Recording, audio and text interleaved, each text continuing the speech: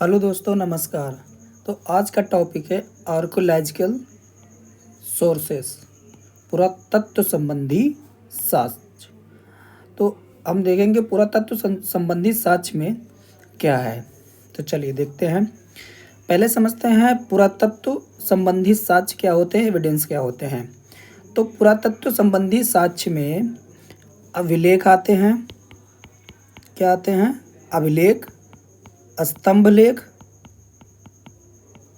और गुहा लेख, और फिर कॉइन यानी सिक्के आदि। और पुरातत्व संबंधी साक्ष्य के बारे में अगर हम देखें तो इसका पिता किसे कहा जाता है? The father of archaeological sources कहा जाता है किसे? भारतीय पुरातत्व शास्त्र का पिता अलेक्जेंडर कनिंघम को कहा जाता है। किसे? Alexander Cunningham. क्या नाम है? Alexander Cunningham. ये कौन थे? ये ब्रिटेन के रहने वाले थे। कौन थे? ब्रिटेन के रहने वाले। ये ब्रिटेन के रहने वाले बंगाल में आर्मी इंजीनियर थे। क्या थे? Army engineer. Cunningham army engineer थे। ठीक। तो हमने देखा कि भारतीय पुरातत्व शास्त्र का पिता किसे कहा जाता है? अलेक्जेंडर कनिंघम को कहा जाता है। या कौन थे? ये ब्रिटिश आर्मी इंजीनियर थे। तो चलिए अब टेबल में देखते हैं। तो एक तरफ लिखा गया है अभिलेख और स्तंभ लेख, तथा दूसरी तरफ लिखा गया है शासक या फिर उससे कौन सी जानकारी मिलती है या किससे संबंधित है। तो पहला देखते हैं हाथी गुम्फा अभिलेख। तो हाथी गुम्फा अभिलेख किस शासक से संबंधित है या किस शासक से संबंध रखता है? खारवेल शासक से। और खारवेल कहाँ का था? कलिंग का। कलिंग कहाँ? अर्थात उड़ीसा। तो अगला कौन सा है? सौहगौरा अभिलेख। सौहगौरा अभिलेख से हमें दुर्भिक्ष के बारे में जानकारी मिलती है और इसमें बताया गया है कि संकट के समय भोजन बचा के रखिए। इसके समय, संकट के समय, यानी जब आपके पास संकट ना हो तो उस समय, संकट के समय के लिए जब आपके पास संकट कोई आए तो उस समय भोजन बचा के रखिए, यानी खाद्य पदार्थ। क्या? खाद्य पदार्थ बचा के रखिए। तो इसके बारे में जानकारी सौहगौरा अभिलेख में बताया गया है। अगला अभिलेख है भीतरी स्तंभ लेख। तो भीतरी स्तंभ लेख से हमें हूण आक्रमण के बारे में जानकारी मिलती है, यानी हूणों ने जो आक्रमण किया उसके बारे में जानकारी भीतरी स्तंभ अभिलेख से मिलती है। अगला है एरण अभिलेख। एरण अभिलेख सती प्रथा से संबंधित है। किससे? सती प्रथा से संबंधित है। और कौन से शासक के समय? भानुगुप्त।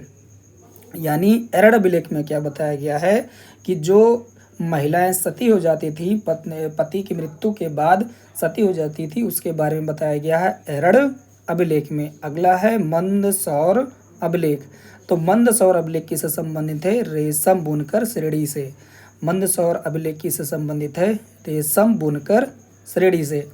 अगला है जूनागढ़ अर्थात गिरनार। गिरनार कहाँ पे? गुजरात में।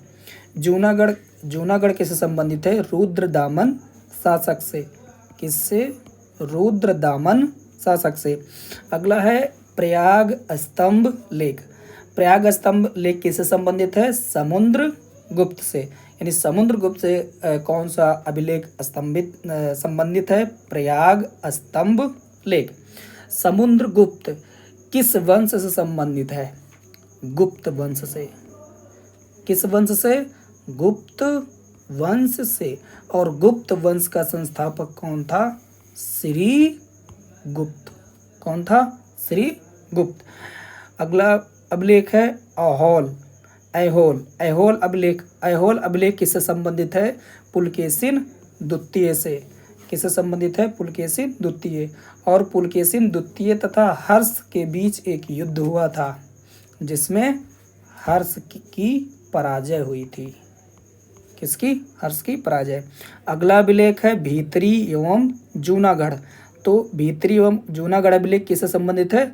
स्कंद गुप्त से। अगला है देवपाड़ा अभिलेख। देवपाड़ा अभिलेख किससे संबंधित है? बंगाल शासक विजय सेन, यानी बंगाल का शासक था विजय सेन, उससे संबंध रखने वाला कौन सा अभिलेख है? देवपाड़ा अभिलेख। अगला अभिलेख है बोगाज कोई। तो बोगाज कोई किससे संबंधित है? बोगाज कोई एशिया माइनर से संबंधित है। किससे? एशिया माइनर से। और एशिया माइनर कहाँ पर है? तुर्की में। कहाँ पर है? तुर्की में। और इससे किसकी जानकारी मिलती थी? इससे हमें वैदिक देवता के बारे में जानकारी मिलती है, अर्थात मित्र हो गए, वरुण हो गए, इंद्र और नासत्य के बारे में जानकारी मिलती है। किस अभिलेख से? बोगाज कोई अभिलेख से।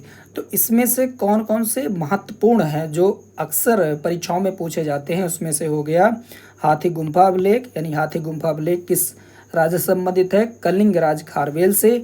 अगला याद रख लीजिए भीतरी स्तंभ लेख। भीतरी स्तंभ लेख किससे संबंधित है? हुड़ आक्रमण से। सती प्रथा के बारे में किस अभिलेख से जानकारी मिलती है? एरड़ अभिलेख से। किससे? एरड़ अभिलेख से। और शासक का भी नाम याद रखिए, भानुगुप्त। अगला जो पूछा जाता है वह हो गया जूनागढ़। जूनागढ़ अभिलेख किस शासक से संबंधित है? रुद्र दामन से। और कहाँ पर है? गिरनार यानी गुजरात में है।